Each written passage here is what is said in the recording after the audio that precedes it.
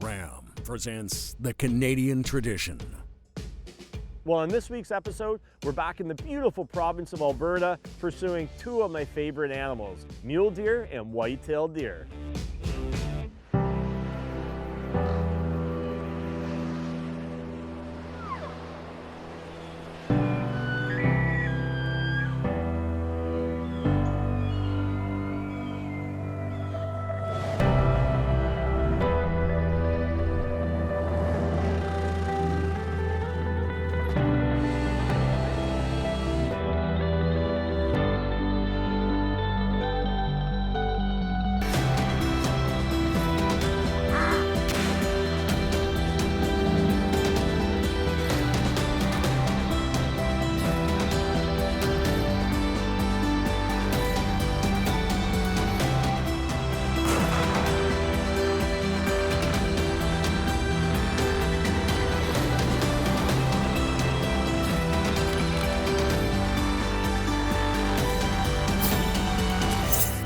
The Canadian tradition is brought to you by Ram, built to serve.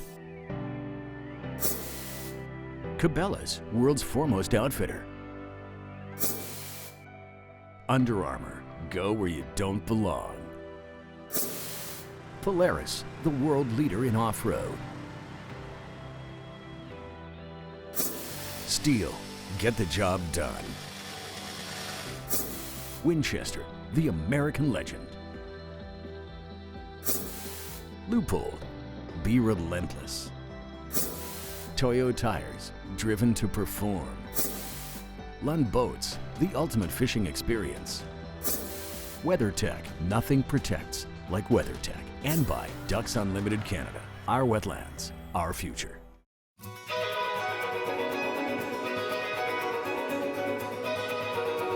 Having the opportunity to travel Canada and pursue many different game species or even fishing trips, I mean, it's hard to pick a favorite just because I love all the stories, the memories that are created, and just the excitement and the new things that you get to experience. Looking at a mule deer, I think a mule deer is just a gorgeous animal. We don't have them in Ontario. They call them mule deer for a reason. They have great big ears. These deer like to be in the open. So getting close to a mule deer definitely presents a bit of a challenge, and I think they're a great species to pursue spot and stalk style, and that's exactly what we're trying to go after this week. Well, we're getting into our second day of mule deer hunting, and the key thing about today is it's extremely windy. We've probably got a 25 to 30 kilometer an hour wind. What that's going to allow us to do is just to have a little bit of cover noise as we make our way into these mule deer.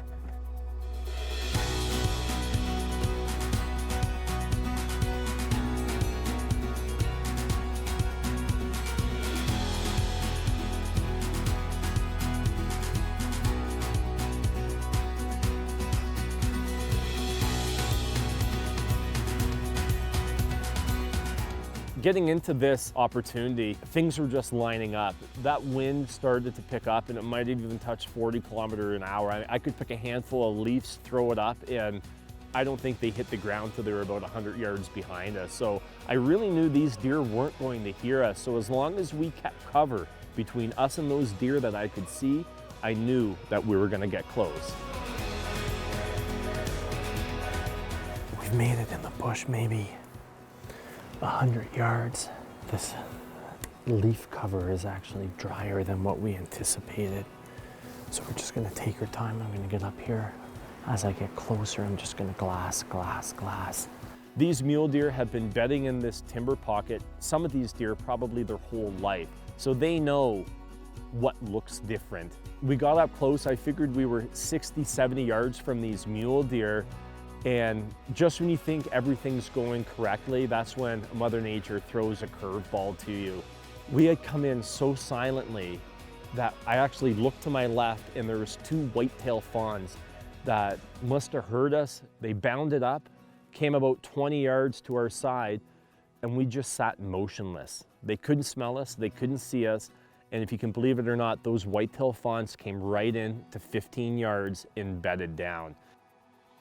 Now that's great that we were so close to these whitetail deer, but we were still too far for those mule deer. Being midday, we were hours away before those deer would get up, get back on their feet and start moving to some of these crop fields. So we had to push the envelope. We crept inch by inch to get close. And you know, although they were whitetail fawns, they're still out here surviving for a living. They got up, they came down behind us, and then they start calling for the doe. And it wasn't seconds, and that whitetail doe was coming through the bush, calling back at them, trying to locate her fawns. And that doe was maybe 20 yards from us. She hit her wind, blew out of there, and then that whole woodlot in front of us vanished, along with every opportunity we had to get close to those mule deer. So there was nothing we could do but sit there, enjoy the stalk that we had put on, and watch those beautiful mule deer walk up over the ridge and out of sight.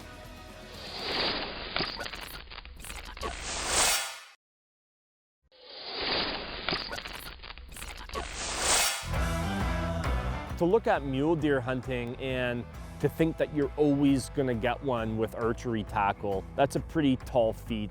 You have to have all of those elements line up in order to create a successful bow hunt. And this week, mule deer bucks were hard to find, but we found some. So now it comes down to putting on a stalk, and we're gonna give it a go. We're gonna try to get close to this mule deer. This is the first day of rifle mule deer season. We've had a couple close calls bow hunting, but it just didn't work out. And we're seeing a lot of smaller bucks, but back on the road, we spotted one buck. He looks pretty decent. I mean, he's the biggest buck we found this week. Vern says he thinks he's a 4x3, so it's a low percentage opportunity, but we've got nothing else going on here today, so we might as well try. Looking at this mule deer stock and basing this situation on all my past hunting experiences, I kind of chalked it up as a low percentage opportunity, but it was gonna afford us some great scouting time and at least get us closer so we could have a better look at the mule deer buck that we hope to pursue. It's gonna be a crapshoot which draw they're in, right? There's several that seem to go like this, eh? I think they're gonna feed over there, but we'll hang here if they come back over. Yep, I'm with you.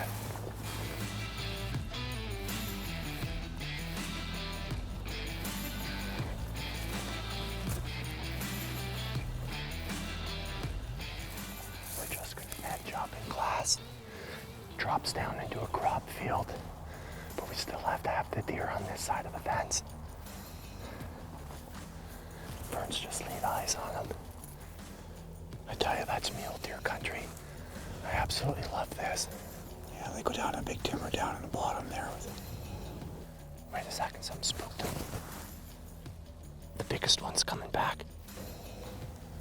Let's get set up down this fence line. Back here, you think they're gonna come down this quickly? I think so. Either that or he's gonna go further north and go in the river, but let's go set up on that knot right there, okay?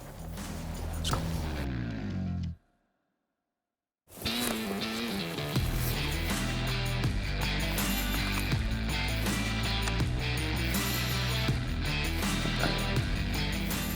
Okay, top the hill's 200.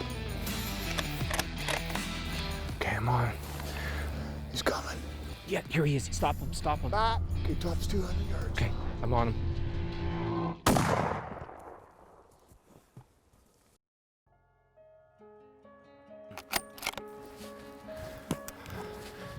Oh, Vern. I was on him, man. It sounded like it sounded like I hit him. Maybe.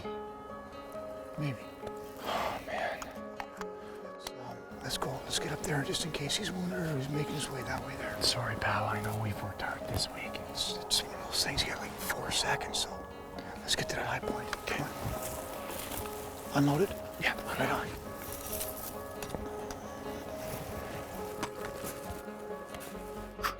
Hopefully that was the lucky one. Beautiful. What are the chances that worked out? What an awesome hunt, pal. That's fantastic. I love just the coloration of these mule deer. They're the white and the gray. That was pretty gorgeous seeing them this morning with those Rocky Mountains in the background. Yeah, it's foothills here. This ranch country is one of my favorite places. All right, we're gonna get him processed, take him to the butcher. We'll have some sausage and some back straps and lots of good meals out of this guy, Vern. Sounds good. Thanks so much, pal. Great hunting.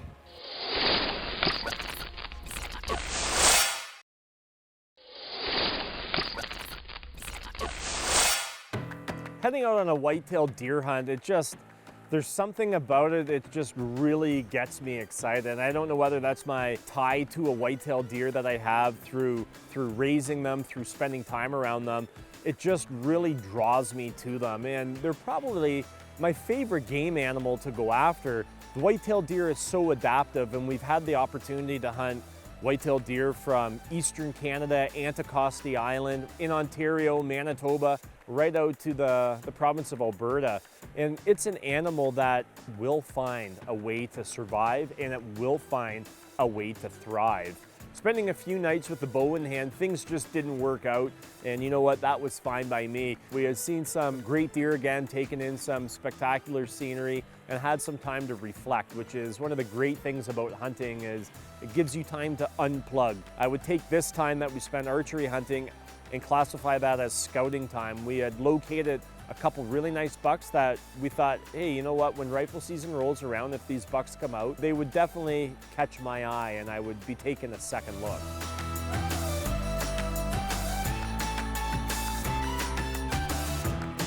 Sitting in that blind the first night with a rifle, it definitely gives you a little bit more confidence in the field because it extends your range. And some of these wide open crop fields out here, they're several hundred yards across. And I'm not saying I could cover that whole field, but I feel pretty confident with that setup, that Winchester XPR with that Leupold VX3 scope, that I feel confident right out to 300 yards either way. And we were kind of positioned on the knoll. And as it seems to go, that sun starts to set and hit that horizon, then everything starts coming to life. Deer start funneling out of this wood and fill up an empty field. And it didn't take that long before we had a nice buck come out on the field. And this is where I was really caught with an indecision moment. Well, we've been in the blind for about an hour now. We've got a few whitetail deer coming out in front of us, just smaller bucks, and a couple bucks behind us, so just waiting to see what shows up right now.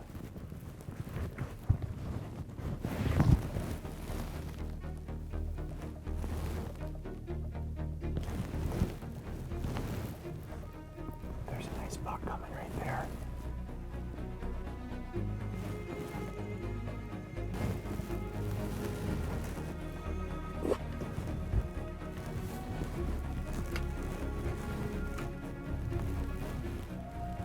It's a nice 8-point.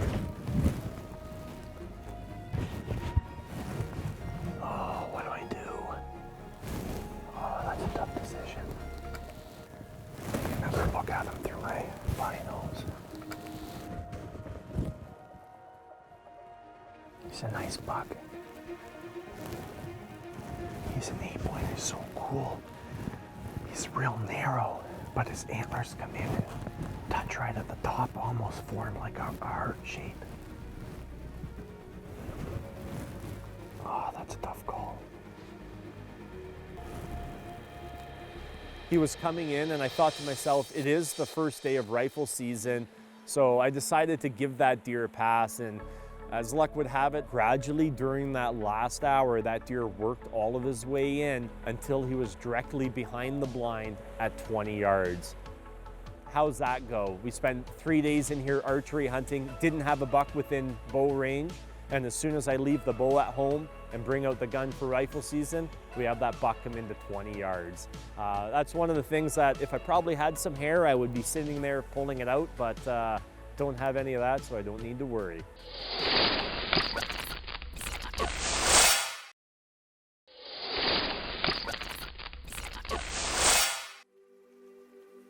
Well, here it is, just about 11:30, and we're out here with a spotting scope, just trying to pick apart this hillside to see if we can find a whitetail buck to go after. Real useful tool is obviously optics, and not just binoculars, but especially when you're out west a good quality spotting scope. This is a Leupold 20 to 60 power, and this thing will definitely save you a lot of walking. Here's a prime example. We're glassing stuff, 3/4 away from us, but you can also field judge the animal and gives you a rough idea on what class of animal that is. So going back to useful tools, optics are at the top of my list. Okay, there's one buck right there. He's following a couple does. Get focused in on him. He's making his way into that willow pocket. I think it's worth getting closer. He's a nice buck. We were just doing some scouting from the road, saw a nice whitetail buck make his way into some spruce pockets, and we thought, you know what, let's try to get out, put a little bit of a quasi spot and stalk, work our way up through this spruce pocket, and we might, just maybe, run into that whitetail. Getting into this hillside, it looked really thick, but if you just took your time and used your optics to your advantage, you could pick apart all this diamond willow. Okay, there's a doe up there. Let's just ease up. That buck should be with those does.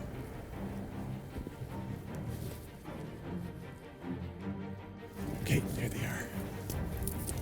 Right there.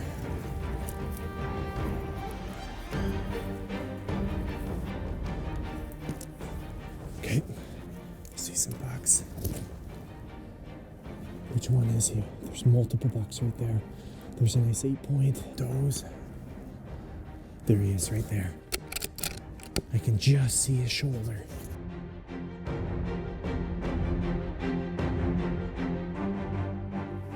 I'm on him and I've got to take him. I've got to take him.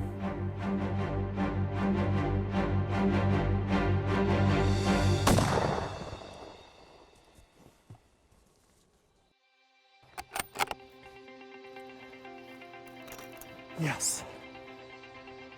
He is down. Yes. Seeing that buck react after the shot, I knew I had put a great shot on him, and that buck didn't go far. I think he made it 30 yards. Here we are, midday, November the 2nd, and we had caught a big whitetail buck up on his feet, moving around. That's proof right there that there's never a bad time to be in the whitetail woods.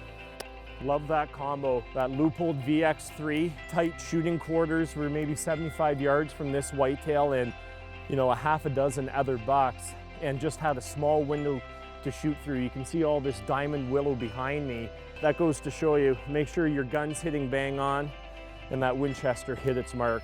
Once again, we've had an awesome time out here in southern Alberta with Gwin Outfitters. Nice 5x5 whitetail buck. The Canadian Tradition has been brought to you by Ram. Built to serve. Cabela's, world's foremost outfitter.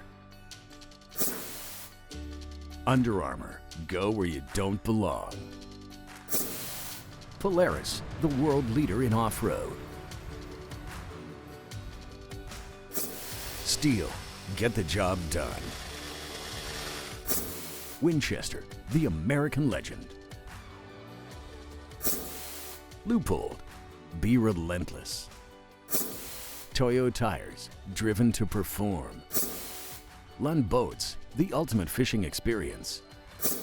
WeatherTech, nothing protects like WeatherTech. And by Ducks Unlimited Canada, our wetlands, our future. Follow The Canadian Tradition on Facebook and make sure to visit thecanadiantradition.com for news, contests, and show recipes.